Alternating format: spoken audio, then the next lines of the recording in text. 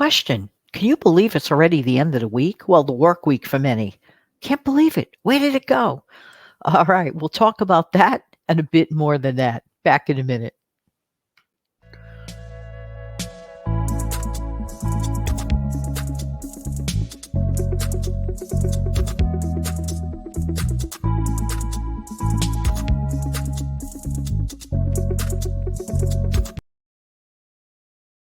Hey, good morning, good morning. This is Jan from New York City.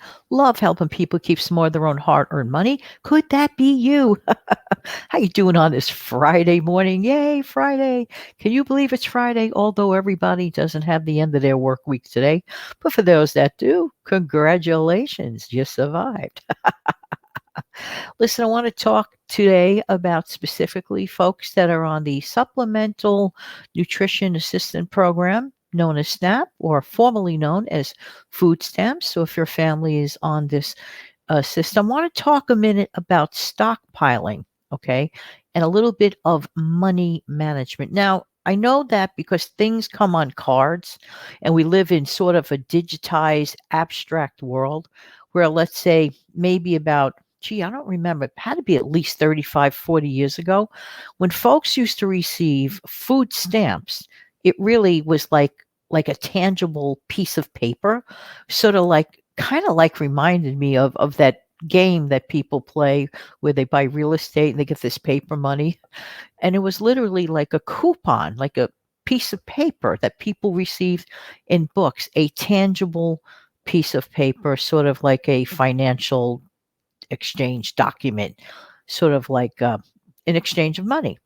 But now that things are on cards, on EBT, electronic benefit type of card, sometimes what happens is, like with every other card in the financial arena, people forget. They kind of get caught up with numbers, abstracts, and I don't know. Sometimes, see, this is the part of me that shows and dates my age. I am 64 and a half. Okay. And it's not like when you're a little kid and you can't wait to be 10 and a half, but when you're 64 and a half and you say it's like, but I've been around the block a few times, so I've seen a lot of evolution in a lot of things. But sometimes being able to look at money or pay for things with money, like you kind of like feel the pinch, like when you grab a hold of, let's say, a $5 bill and put it in your hands and like pay for something with it. It's like, as opposed to, oh, I'll just get my, credit card or whatever card, et cetera, et cetera. You see where I'm going with this. Now, just because a person is on SNAP or a person might have low income and this, not qualified for SNAP for some reason or another, or the income is just a little too much for SNAP, but they're still in general low income type situation. Let me tell you something. It still is so important to take $5. Now, today is Friday, right? Okay. So take $5. I'm going to call it again $5 Fridays for stockpiling. Now, I know I kind of went over this a few weeks ago. It's kind of like a reminder. I have a couple of reminders on this video today. So take $5, whether you hold it on your EBT, whether you're taking a tangible $5 bill, an actual $5 bill from your wallet, put it to the side and designate it for your stockpile. You will be able to find some useful stuff to add to your stockpiling shelf the next time you go grocery shopping. I just think it's a really important point for anyone, whether the person is a SNAP recipient, whether the person is lower income, or whether it's a person who's just starting off and has a regular income and just never thought to stockpile. And that could be anyone listening to this broadcast. So start off small. Start off with $5. Most anybody can do this. Doesn't matter. You don't have to live in a big mansion to do this. You don't have to have tons of space to do this. I know a lot of people say, I don't have enough space.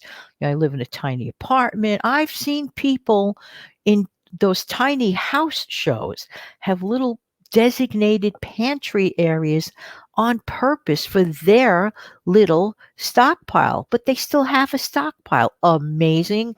And I just think it's great.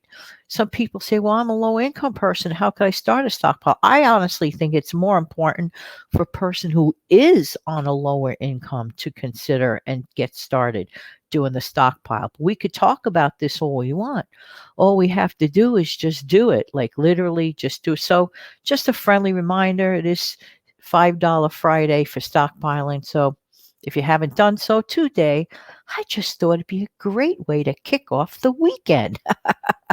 And not only am I saying this for that reason, but many, many folks, out of habit or time constraints because of their work schedule, many folks actually do go grocery shopping from Friday, Saturday, and Sunday, right? You remember that maybe, if you don't have to do it on those peak days, I would avoid it too, But it's just a good mindset to do that. So I just thought that's a very important reminder. The other reminder is that now we are entering mid-month. What does that have to do with the price of fish? Well, I'm not talking about fish. That's an old expression. Okay, just saying, goofing a little bit here. It's the middle of the month. This is a great time to assess, well, where are you going with your groceries? Is your freezer stockpile okay? Did you look at your pantry? Did you look at your inventory in your regular stockpile? Did you look in your active pantry? This is a great time of the month to get an overview as to how the remainder of this month is going to look for you. There are like 3 times that one should consider taking a look at their inventory, and every single time you do it is the correct time. When is that? The beginning or the middle or the end? Well, if you put it that way, that means any time. But there are specific reasons, okay, so that you could assess. Now, here's another tip. And this is perfect for anyone who's really got to stretch their grocery budget. And that could be a lower income person or just a person that has savings goals and wants to be able to literally keep money and put it away. And here's what I totally recommend. Whenever you get your biggest source of income, okay, and whenever you have more abundance in your groceries that you're working with, take a little bit of that meal. Let's say you've prepared a meal on a Monday. Reserve a little bit of that meal. Put that meal in a plastic container and freeze it. Ah, if you have 4 sticks of butter, okay, and if you're really tight, go for the margarine. Take one of those sticks, wrap it up, and freeze it. What? Yes, because by the time week number 3 or week number 4 comes up, if you're stretching, always think of that final week of the month. Take that minute at the beginning. Let's suppose your main source of income occurs in the beginning of the month. Start looking at your mental calendar and think, wait a minute, I don't want to be caught short. I want to keep that extra 60, 70, or $80 and not go to the grocery store until the next cycle of your main source of income comes in. In other words, it's a delay tactic. It's a delay tactic that will literally, and I mean literally, help you literally save, put in your pocket, put away. How? A little bit of planning. When? At the beginning of the month. Good investment, good investment. Get to the dollar store. Get some of those, freezer containers. They go on sale whenever you could get them at a thrift store. You don't care where you get them, long as they're cleaned out and they work and you could put your stuff away and reuse them. That is the key. To me, that is the smartest investment. So let's say on Monday, at the beginning of the month, you made a beef stew, right? And beef stew is something you could always plump up. You already made it. Just make it a little bigger, a little more veggies, stretch the old starcherunos. You see where I'm going with this? Take a couple of ladles, put it in a container on night number 1, and mark it for the final week of the month. That final week of the month. That final week before you get your next source of income is crucial to saving. Okay. So you will already know, check mark in your brain, that you already looked forward to that Monday of that week. That meal is taken care of. Okay. The next night, oh, wait a minute, you want to make sure you have dessert, for a little dessert for that week, that final week of the month, right? So what you do, instead of making a double layer cake and eating it at once on the Tuesday at the beginning of the month, you make it into two pans, two layers separately. You only utilize one the first week, and the other one, you put a little slap of frosting on the top, wrap that up the single layer, put it away for when? The final week of the month. You see where I'm going with this? All right. Let's say you make a lasagna on Wednesday. Lasagna is heavy. Lasagna is big. Lasagna, you don't need to eat that much of it. Cut out a square of that lasagna, okay? Put it away for when? Final week of the month, Wednesday. Hello.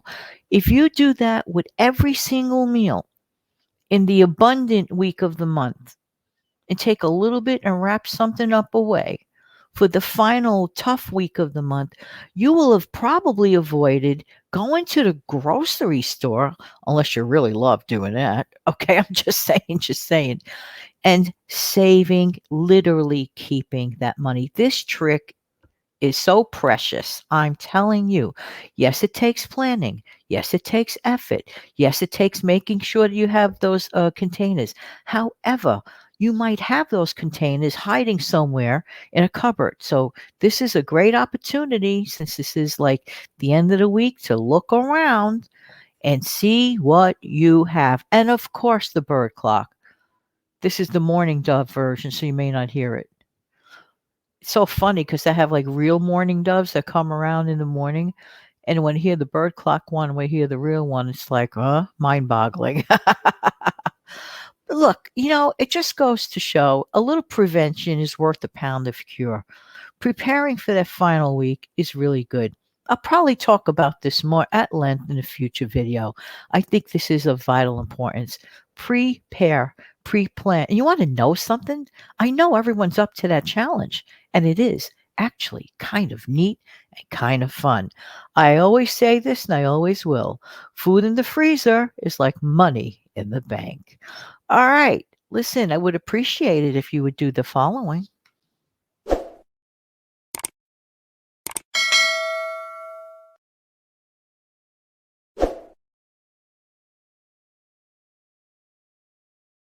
Thanks so much for being here. I really do appreciate everyone's time. I look forward to speaking with everyone again when? Real soon. Take good care of yourself and your family.